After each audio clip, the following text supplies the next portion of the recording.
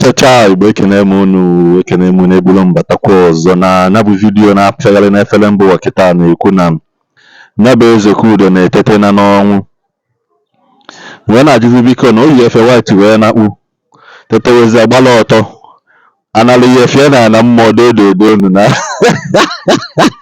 biko iwerekwara na bụ ihe bụ ihe ọchị bụrụkwana ihe eji enegharị anya onye yigo anụ eniwe ya na akpati techie ọ nachi atawazia wee gbara ahụ ọtọ with boxers biko na a na-ele boxers na ana mmụọ ka ndị ana mmụọ ha nalụ ya efe oyi na ịma eniwe na ana mmụọ agbagbu ya ọtọ wee sị ngwa ya nachi ya azụ mana biko solukene m n'ebe a sị na ọ natago unu afụkwa ite ahụ etiri n'elu ya mgbe a na-enu ya ma ọkụ ahụ amụicha o buchiri ite n'isi wee nata wee na-asị ka onye bolu ya ite n'isi ama ọlụ na ana mmụọ ebu ya ite n'isi ọ natawa mana asịrị nwa ha anya for gbam asịrị nkwunu solu m nene so that your gaze is as good as mine. Ngwa nene ya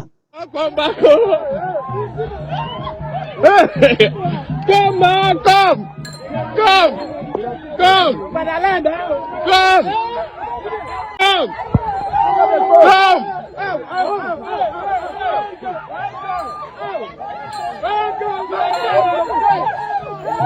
Don't touch you! Wait. Easy. Wait. Bade.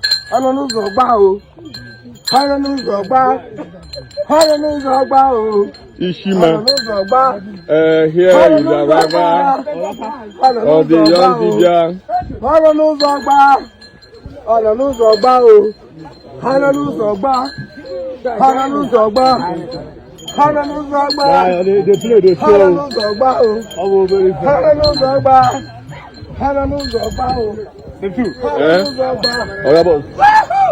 They Yeah. Oh, that's it. You could.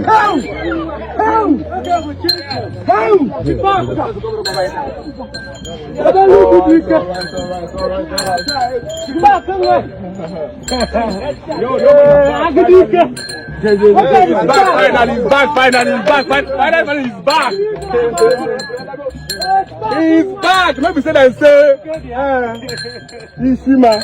Oh, go.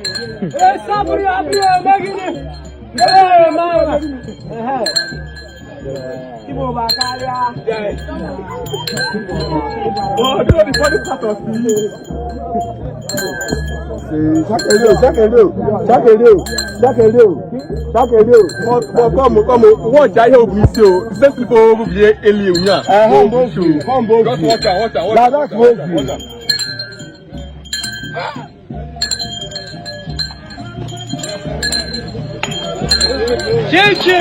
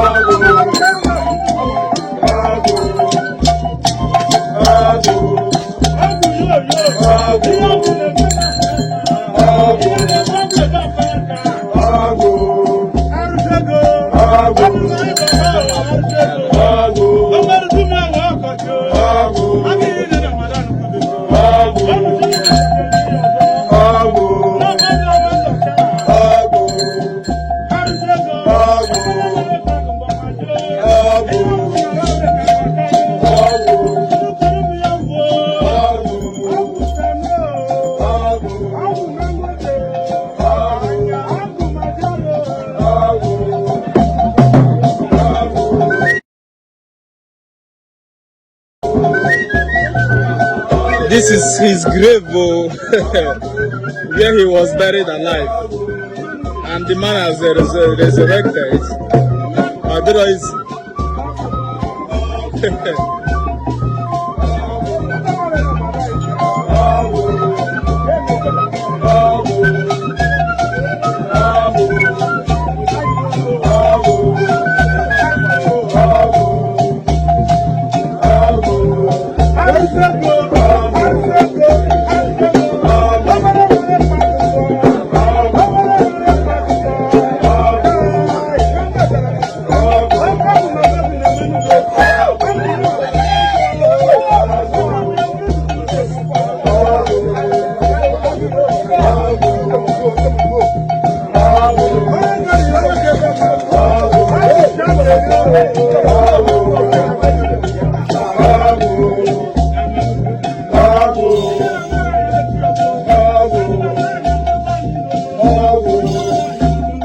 ekene m ejikọ m n'aka na-eche na vidiyo biko ebe onye nọ na-eche anyị na sọskraịbụ na dis channel egbu notifikeshọn ka unu soro m na-enweta notifikeshọn mgbe ọbụla m tiri vidiyo ọfụ. Mana nke kachasị mkpa wee bụrụ na biko onye ọbụla na-eche vidiyo na onye bụ ihe anyị adịghịkwa shọ ebe ya bụ ihe si wee pụta. Amaghị na ofele efe si na anyị wee pụta n'elu, anyị amarọ na onwe ka o si eme apịa and disapịa. Mana ị na-emezi apịa and disapịa ya ejezi analụ gị efe gị nne ya asị na akwa ọsọ onwe gị ka ị gbalụ maka ọsọ na according to the video ọ sị na ya nachiata by 12 nachiata by 12 dị ka ọ ndọrọ ọchịchị o welezi ya efe ya wee beelie onwe ya mgbe ọ na-apụta wee nachiatazia by 2 a sị na onye Enugu ka ya bụ ihe mee ka ọ dị na mgbe ọzọ.